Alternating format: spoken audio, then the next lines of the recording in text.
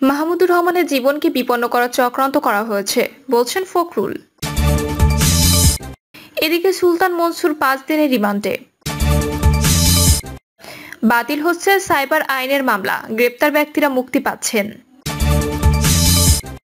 জানাবো নতুন রাজনীতি ও বিএনপি চ্যালেঞ্জ, এবং সর্বশেষ জানাবো শেখ হাসিনার ছেলে জয় ও মেয়ে পুতুলের ব্যাংক হিসাব জব্দ। শুনছিলেন সংবাদ শিরোনাম, এবারে বিস্তারিত। মাহমুদুর রহমানের জীবনকে বিপন্ন করার চক্রান্ত করা হয়েছে বলছেন ফখরুল। আমার দেশ পত্রিকার সম্পাদক মাহমুদুর রহমানকে জামিন না দিয়ে কারাগারে পাঠানোর ঘটনায় গভীর উদ্বেগ ও প্রতিবাদ জানিয়েছেন বিএনপি মহাসচিব মির্জা ফখরুল ইসলাম আলমগীর। তিনি বলেন, মাহমুদুর রহমান দেশের একজন প্রথিতযশা সাংবাদিক। তিনি পতিত স্বৈরাচারী সরকারের আমলে ভয়াবহ নির্যাতনের শিকার হয়েছেন। শারীরিকভাবে তাকে আক্রমণ করে রক্তাক্ত করা হয়েছে। ফ্যাসিবাদের হিংস্র আক্রমণে দমাতে না পেরে তার জীবনকে বিপন্ন করার চক্রান্ত করা হয়েছে। মির্জা ফখরুল বলেন, গণতন্ত্রের পক্ষে সাহসী ও ক্ষুরধার লেখনের জন্য শেখ হাসিনা মাহমুদুর রহমানকে ব্যক্তিগতভাবে ধ্বংস করার চেষ্টা করেছেন। তার বিরুদ্ধে আওয়ামী ফ্যাসিস্ট সরকার বহু মিথ্যা ও রাজনৈতিক উদ্দেশ্য প্রণোদিত মামলা দায়ের সহ ফরমায়েশি সাজা দিয়ে অকথ্য জুলুম নিপীড়ন চালিয়েছে। তবু তিনি আওয়ামী সরকারের রক্তচক্ষুর ভয়ে ভীত না হয়ে নিজ নীতি ও আদর্শ অটল থেকেছেন। গণতন্ত্র, বহু মতের সহাবস্থান ও ভিন্ন মতের প্রতি শ্রদ্ধা নীতিতে বিশ্বাসী মাহমুদুর রহমান। সুলতান মনসুর 5 দিনের রিমান্ডে। কানাডা থেকে দেশে ফিরেই গ্রেপ্তার হয়েছেন সাবেক সংসদ সদস্য ডাকসুর সাবেক ভিপি সুলতান মোহাম্মদ মনসুর আহমেদ। সকালে তাকে ঢাকার হযরত শাহজালাল আন্তর্জাতিক বিমানবন্দর থেকে গ্রেপ্তার করে ডিবি।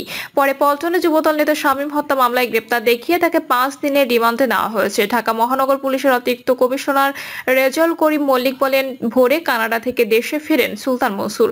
ঢাকার হযরত শাহজালাল আন্তর্জাতিক বিমানবন্দরের ইমিগ্রেশন থেকেই তাকে ডিবি হেফাজতে নেওয়া হয়। এরপর তাকে পল্টন থানা পুলিশের কাছে হস্তান্তর করা হয়। পুলিশ জানায়, রাজধানীর পল্টনে 2023 সালের 28 অক্টোবর বিএনপির মহাসমাবেশে যুবদল নেতা শামীম হত্যা মামলায় ডাকসুর সাবেক ভিপি সুলতান মোহাম্মদ মনসুর আহমেদকে গ্রেপ্তার দেখায় পল্টন থানা পুলিশ। পরে ওই দিন বিকেলে তাকে ঢাকার মেট্রোপলিটন ম্যাজিস্ট্রেট রাগিব নূরের আদালতে হাজির করে 10 দিনের রিমান্ড প্রার্থনা করেন পল্টন মডেল থানার এসআই তন্ময় কুমার বিশ্বাস। শুনানি শেষে আদালত তার 5 দিনের রিমান্ড মঞ্জুর করেন। তবে আদালতে সুলতান মনসুরের পক্ষে কোনো আইনজীবী ছিলেন না। সুলতান মনসুরের পরিবার সূত্র জানিয়েছে, দীর্ঘদিন ধরে যুক্তরাজ্য, যুক্তরাষ্ট্র, কানাডার ভ্রমণে ছিলেন তিনি। ছাত্র আন্দোলনের অনেক আগে থেকেই তিনি দেশের বাইরে ছিলেন। বাতিল হচ্ছে সাইবার আইনের মামলা, গ্রেপ্তার ব্যক্তিরা মুক্তি পাচ্ছেন। সাইবার আইনে দায়ের হওয়া স্পিচ অফেন্স সম্পর্কিত মামলাগুলো দ্রুত প্রত্যাহারের সিদ্ধান্ত নিয়েছে সরকার। তাছাড়া এসব মামলায় কেউ গ্রেপ্তার হয়ে থাকলে তিনিও আইনি প্রক্রিয়ার মাধ্যমে তাৎক্ষণিকভাবে মুক্তি পাবেন। বিজ্ঞপ্তিতে জানানো হয়েছে, মামলাগুলোর মধ্যে ডিজিটাল মাধ্যমে মুক্ত মত প্রকাশের কারণে দায়ের হওয়া মামলাগুলোকে স্পিচ অফেন্স এবং কম্পিউটার হ্যাকিং বা অন্য কোনো ডিজিটাল ডিভাইসের মাধ্যমে জালিয়াতিকে কম্পিউটার অফেন্স হিসেবে চিহ্নিত করা হয়েছে। আইন মন্ত্রণালয় থেকে জানানো হয়েছে, তথ্য যোগাযোগ প্রযুক্তি আইন 2006, ডিজিটাল নিরাপত্তা আইন 2018 এবং সাইবার নিরাপত্তা আইন 2023 অধীনে গত আগস্ট পর্যন্ত দেশে 8টি সাইবার ট্রাইব্যুনালে মোট 5818টি মামলা চলমান, এবং মামলার কেউ গ্রেপ্তার থাকলে তিনি এই প্রক্রিয়ায় মাধ্যমে তাৎক্ষণিকভাবে মুক্তি পাবেন বলেও জানিয়েছেন আইন মন্ত্রণালয়। নতুন রাজনীতি ও বিএনপি চ্যালেঞ্জ। রাজনীতির রং বদলায়, কখনো সময়ের ব্যবধানে, আবার কখনো বা ক্ষণে ক্ষণে। রাজনীতি বিজ্ঞানের দীক্ষা যাই হোক, বাস্তবে রাজনীতি একই কক্ষপথে চলে কম। বাংলাদেশের ইতিহাসের বাঁকে বাঁকে তার প্রমাণ পাওয়া যায়। হেনরি ফোর্ডের একটি উক্তি স্মরণযোগ্য। তিনি বলেছেন, রাজনীতিকে সৎ রাখতে পারে একটি মাত্র উদ্দেশ্য, তা হলো দেশের এবং তার জনগণের জন্য ভালো কিছু করার উদ্দেশ্য। এ দেশ ও দেশের জনগণের কল্যাণে যে রাজনীতি, সেটি বাংলাদেশে অনুপস্থিত বহুকাল। আখের গোছাতে আজ জনগণকে জিম্মি করে গদি ঠেকানোর রাজনীতির চর্চাই দেখেছে দেশে দুর্ভাগ্য জনগণ। গত 5ই আগস্টের অভূতপূর্ব গণবিপ্লবের পর রাজনীতির নতুন কক্ষপথে চলছে। 1.5 দশকের নিপীড়ক শাসক গোষ্ঠী তীব্র গণ আন্দোলনের মুখে ক্ষমতাচ্যুত হওয়ার পর রাজনীতির সমীকরণে চলছে বদলের হাওয়া। এক্ষেত্রে দেশি বিদেশি ক্ষমতা নিয়ামক শক্তিগুলো কৌতূহলী দৃষ্টি রয়েছে রাজনৈতিক শক্তিগুলোর দিকে। সে কারণে হয়তো নতুন বাংলাদেশের সক্রিয় প্রধান রাজনৈতিক দলগুলো বেশ সতর্কভাবে পা ফেলছে। বিদ্বেষ আর হিংসা হানাহানির রাজনীতির পরিবর্তে উদারতা, সহনশীলতা, জনবান্ধব রাজনীতির বার্তা দেওয়ার চেষ্টা লক্ষ্য করা যাচ্ছে। এটি খুবই আশাব্যঞ্জক। রাজনীতিবিদদের রাজনৈতিক জ্ঞান নিয়ে প্রশ্ন ওঠে তৃতীয় বিশ্বে। বাংলাদেশের ব্যতিক্রম নয়। জর্জ বার্নার্ড শোর ভাষায় কিছুই জানে না, কিন্তু ভাবে যে সে সব জানে। এটি একটি রাজনৈতিক ক্যারিয়ারের স্পষ্ট স্পষ্ট ইঙ্গিত দেয়, অর্থাৎ রাজনীতিকদের প্রচুর পড়াশোনা করতে হয়, জাতীয় আন্তর্জাতিক ঘটনা প্রবাহ নিয়ে সম্যক জ্ঞান থাকতে হয়। ভূ রাজনৈতিক মারপ্যাচে তালগোল পাকালে চলে না। রাজনীতি এক অর্থে দাবা খেলা, চালে ভুল করলে রাজা চেক অনিবার্য। লেখাটা একটু গুরুগম্ভীর হয়ে যাচ্ছে বোধহয়। প্রসঙ্গে আসা যাক। আগস্টের পঞ্চম দিনের পর বাংলাদেশের রাজনীতিকরা নতুন পরীক্ষার মুখে পড়েছেন। গতানুগতিক রাজনীতি এখন একেবারে অচল হওয়ার পথে। ছাত্র জনতা নতুন চ্যালেঞ্জ ছুড়ে দিয়েছে জাত পলিটিশিয়ানদের সামনে। তীক্ষ্ণ নজরদারিতে রয়েছে ক্ষমতা প্রত্যাশী দলগুলো। শত্রু মিত্র নিরূপণে রাজনীতিকদের নতুন মানদণ্ড বিবেচনা করতে হচ্ছে। 2007 সালে 1-11 পূর্ব বাংলাদেশ ছিল পরিষ্কারভাবে দ্বিদলীয় রাজনৈতিক উর্বর ভূমি। তৃতীয় চতুর্থ রাজনৈতিক শক্তি দ্বিদলীয় রাজনীতি তুরুপের তাস হিসেবে ব্যবহার হয়েছে। বিএনপি ও আওয়ামী লীগ ক্ষমতার সিঁড়ি হিসেবে কখনো জামায়াত আবার কখনো জাতীয় পার্টিকে ব্যবহার করেছে। বিগত 1.5 দশকে সে চিত্র অনেকটাই পাল্টে যায়। 5 সালের নতুন এ অভিনব সংস্করণ বাস্তবায়ন করতে গিয়ে শেখ হাসিনা বস্তুত একদলীয় রাজনীতির পথে হেঁটেছেন। সব রাজনৈতিক দলেরই নিয়ন্ত্রক হচ্ছে উঠেছিল তিনি একাই। বিএনপি ও জামায়াতকে নেতৃত্ব শূন্য করে এবং জাতীয় পার্টিকে বশীভূত করার মধ্য দিয়ে এক নেত্রী এক দেশ ফর্মুলা প্রায় কায়েম করে ফেলেছিল। জুলাই আগস্টে ছাত্র জনতার অভূতপূর্ব বিপ্লবের পর নতুন ধরনের দ্বিদলীয় রাজনীতি দেখা যাচ্ছে। ক্ষমতাচ্যুত শেখ হাসিনা ভারতে পলায়নের পর তার দল আওয়ামী লীগ অস্তিত্বের সংকটে পড়েছে। প্রায় 2 মাসেও দলটি বিকল্প নেতৃত্বের মাধ্যমে কিংবা অন্য কোনো উপায়ে রাজনৈতিক উপস্থিতি জানান দিতে ব্যর্থ হয়েছে।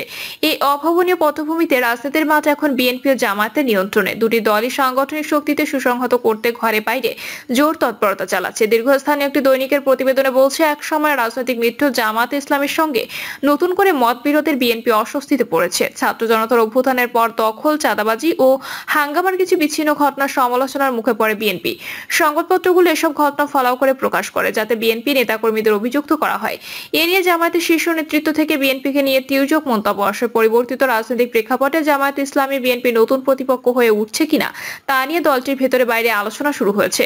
তারেক রহমানের সাম্প্রতিক এক বক্তব্যে এর ইঙ্গিত পাওয়া যায়। 4 সেপ্টেম্বর দলের এক ঘরোয়া কর্মসূচিতে তারেক রহমান সাম্প্রতিক সময়ে গজিয়ে ওঠা অদৃশ্য প্রতিপক্ষ মোকাবেলায় রাজনৈতিক প্রজ্ঞা ও কৌশল প্রয়োগ করতে নেতাকর্মীদের নির্দেশনা দেন।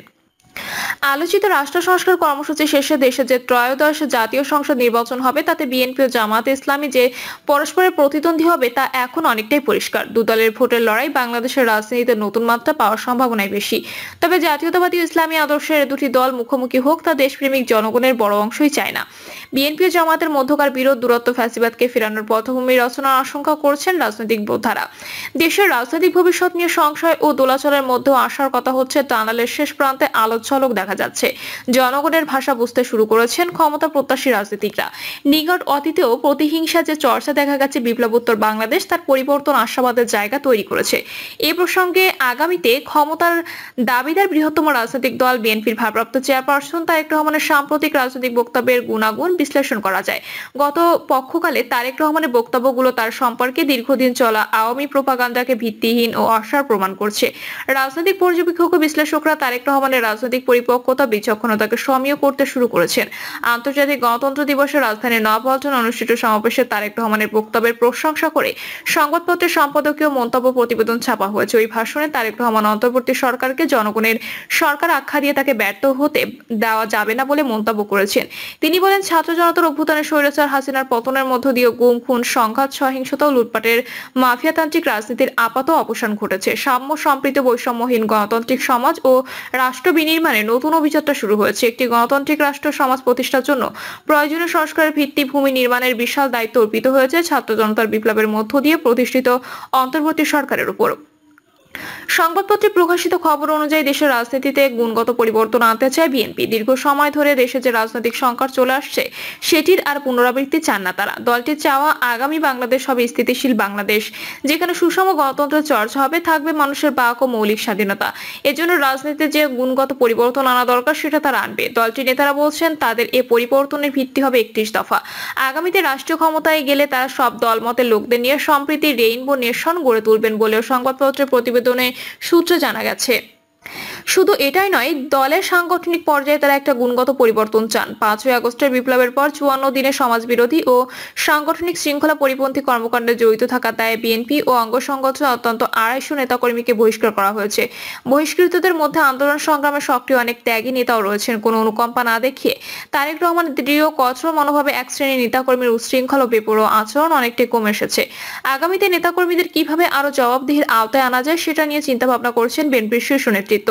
দেশের বিপুল জনসমর্থন পুষ্ট রাজনৈতিক দল বিএনপির ভারপ্রাপ্ত চেয়ারম্যান তারেক রহমান বাংলাদেশে গণতন্ত্র প্রতিষ্ঠায় দীর্ঘ ১.৫ দশকের আন্দোলন সংগ্রামে অগ্রণী ভূমিকা পালন করেছেন। নির্বাসিত জীবনে থেকেও তার সবচেয়ে বড় সাফল্য হচ্ছে দলের চেয়ারপারসন বেগম খালেদা জিয়ার অনুপস্থিতিতে দলের ঐক্য অটুট রাখা। ফ্যাসিবাদী সরকার বিএনপিকে টুকরো টুকরো করতে হেন অপচেষ্টা নেই যা করেনি। তারেক রহমানের সুযোগ্য নেতৃত্ব ও বিচক্ষণ নির্দেশনা একটি প্রবল স্বৈরাচারী নিপীড়নের বিরুদ্ধে বিএনপির লাখ লাখ নেতাকর্মী অনেক ত্যাগ স্বীকার করেছেন।